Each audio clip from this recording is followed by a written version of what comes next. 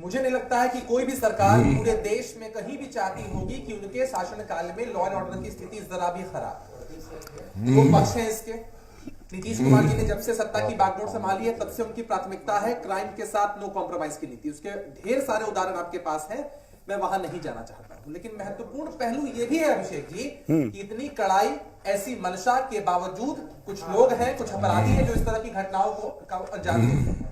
हम लोग किसी भी इस तरह की विभत्स घटना को जस्टिफाई नहीं कर सकते, उसको डिफेंड भी नहीं कर सकते। सरकार की मंशा पर सवाल उठाना गलत है। सरकार की मंशा यही है कि अगर किसी ने इस तरह के जघन्य अपराध को अंजाम दिया है तो प्रशासन की तरफ से, पुलिस महकमे की तरफ से उस पर कठोरतम कार्रवाई हो, ताकि वो एक नजीर के रूप में हो कि दोबारा ऐसी घटनाएं नहीं घट सके। कोई एक्सप्लेनेशन देकर मैं जवाबदेही से पीछे हटने की बात नहीं कर रहा हूं।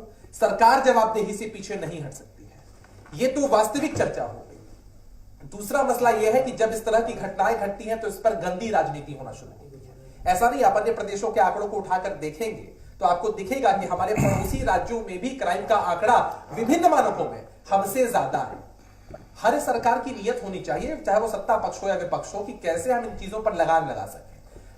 हमें जवाबदेही जनता ने दी है, उस जवाबदेही का निर्वहन कर रहे हैं। लेकिन भारतीय जनता पार्टी की संस्कृति यही रही है कि किसी भी मुद्दे को राजनीतिक रंग देकर उसका लाभ लेना। अभी आप समझ सकते हैं, इतने लंबे काल तक हमारे सहयोगी के रूप में रहे, तब तो हमेशा नीतीश कुमार जी का नाम ले रहे थे, और अभी ये दर्शा रहे हैं कि समीकरण की वजह से नीतीश कुमार जी मुख्यमंत्री बनते। कोई मुख्यमंत्री बनते हैं, प्रधानमंत्री बनते हैं, वो जनता की इच्छा से, जनता के मैंडेट के हिसाब से बनते हैं। ये तो साफ कर दिया भारतीय जनता पार्टी ने कि अगर वो किसी इंसान को इनकेपेबल भी मानेंगे, लेकिन फिर भी अगर समीकरण उसका साथ देगा तो ये उसके साथ हो जाएंगे ताकि सत्ता में साझेदार बन सके। हमारी सोच ऐसी नहीं है। नीतीश कुमार जी ने बिहार में कानून के राज की स्थापना की है, दंगाइयों से बिहार को बचाया है। जातीय उन्माद नहीं भड़कने चाहिए किसी भी कीमत पर, जातीय हिंसा कोई। लेकिन हो तो रही है घटनाएं अभिषेक झा, घटना तो हो रही है ना,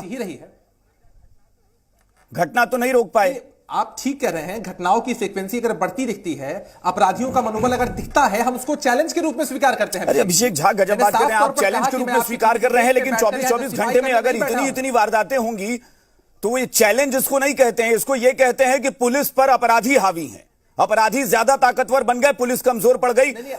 सुन, मैं कभी भी इस प्लेटफॉर्म पे पुलिस का नाम नहीं लेता, पुलिस का मोरल डाउन नहीं होना चाहिए खाकी का। लेकिन जब आप बार बार ये कहेंगे कि चुनौती के रूप में, चुनौती क्या, वो तो भारी पड़ गए आप पे। नहीं, हमने साफ तौर पर कहा कि अगर प्रशासनिक विफलता है, इनपुट की विफलता है, कहीं पुलिसिंग की विफलता है, हम पुलिस प्रशासन महकमे के लोगों का मनोबल गिराने यहां नहीं बैठे हैं, लेकिन जहां चूक हो रही है वहां समीक्षा भी तो होनी चाहिए। ऐसे कुछ हो सकता है हमारे बहुत सारे ऑफिसर्स काबिल हैं, लेकिन हमारे बहुत सारे ऑफिसर्स लापरवाह हो सकते हैं और अपराधी इस बात का फायदा उठाकर